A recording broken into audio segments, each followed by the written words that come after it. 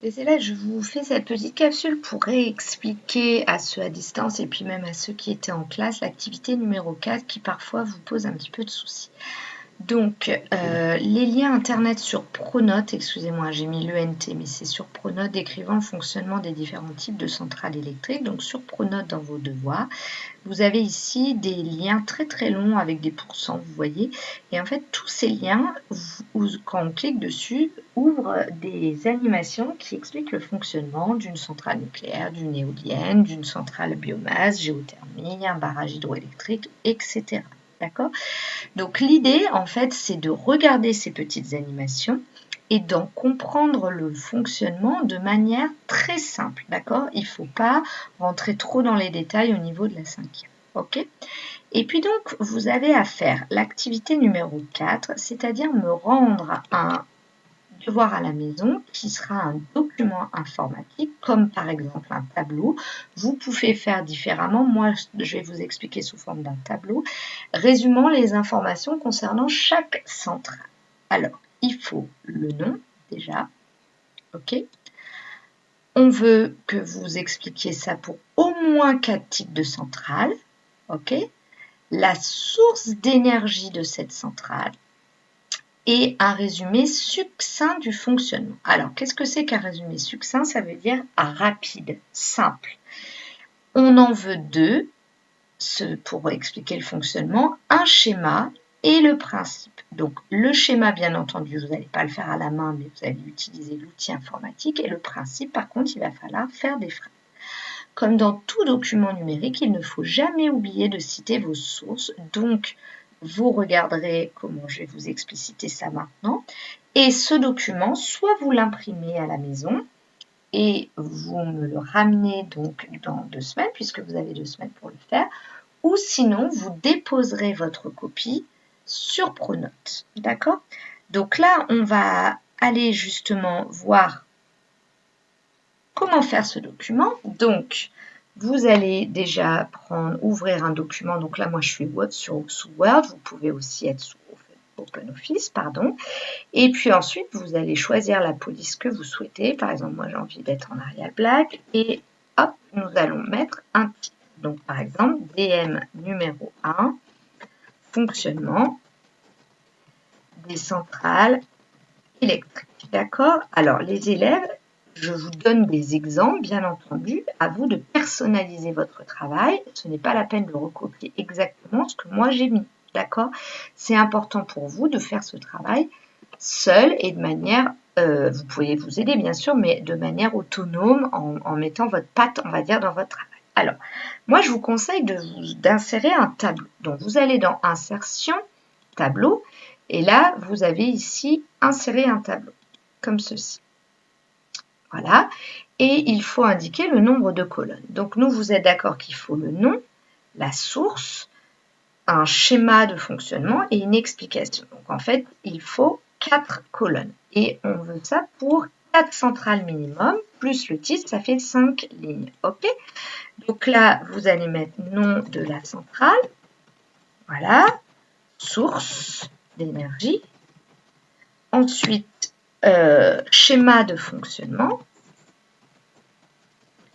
Alors, vous adaptez bien sûr la police comme vous voulez. Donc là, par exemple, vous pouvez changer, mettre 12, vous pouvez centrer. Vous pouvez aussi aller dans mise en page et mettre au milieu de la ligne. Donc ça, c'est à vous de regarder ça. Et explication ou résumé du fonctionnement. D'accord ? Voilà. Alors, maintenant, on va prendre un exemple, l'éolienne. Donc, bien sûr, l'éolienne, vous pourrez la refaire, mais en essayant de faire votre résumé à votre manière. D'accord ?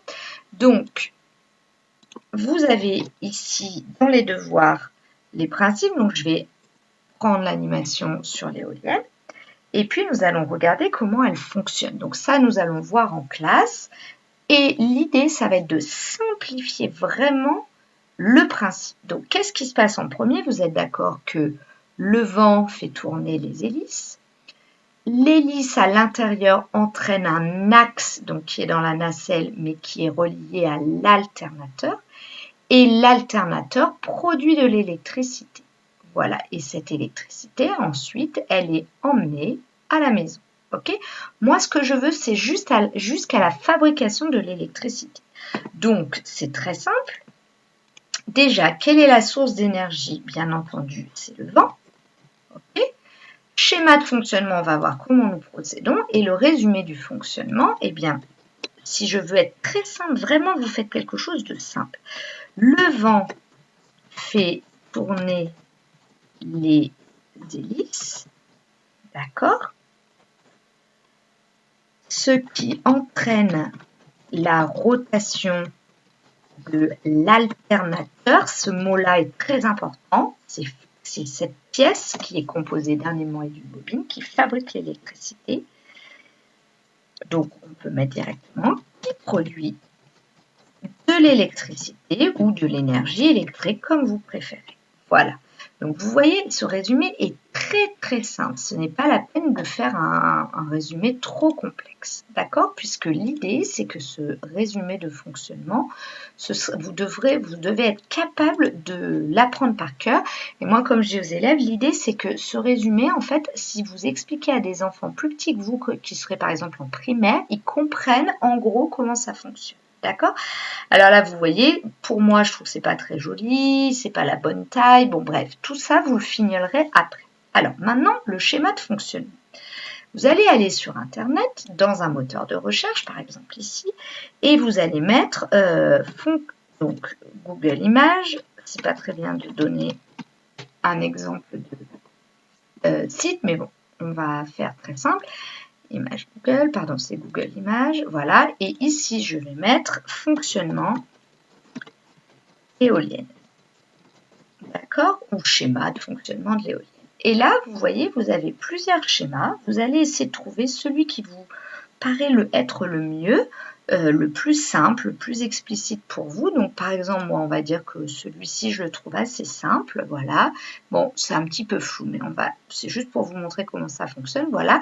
Vous cliquez droit, copiez l'image et ensuite, vous allez aller retourner dans votre document et vous allez la coller. D'accord? Alors, oulala, l'image est beaucoup trop grande, donc là, il va falloir que vous la réduisiez. Ce n'est pas la peine de faire une image trop grande non plus, donc par exemple cette taille.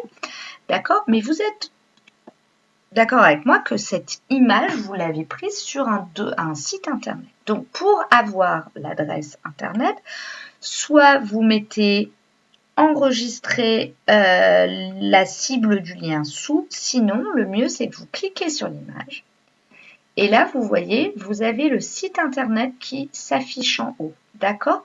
Donc vous allez le surligner, le copier et ensuite vous allez aller dans votre document et à la fin vous allez écrire source de points et vous précisez que pour l'éolienne et là vous allez coller le site internet. Alors, c'est pas la peine de l'écrire trop grand, vous pouvez l'écrire beaucoup plus petit. Et l'intérêt, c'est que moi, surtout si vous me l'envoyez en version numérique, quand je cliquerai sur ce lien, eh bien, je verrai que c'est bien le lien sur lequel vous avez trouvé ce document. Voilà pour ce document du DM numéro 4. Donc, en gros, vous allez devoir faire au moins 3 autres centrales. Et pour l'éolienne, encore une fois, vous n'êtes pas obligé de recopier exactement ce que j'ai mis. Et ça serait bien de faire même plus de centrales. Vous pouvez en faire davantage, plus que 4. Voilà, ce travail est évalué et noté. Donc, je compte sur vous pour me faire quelque chose de correct et dans les temps. Bon courage!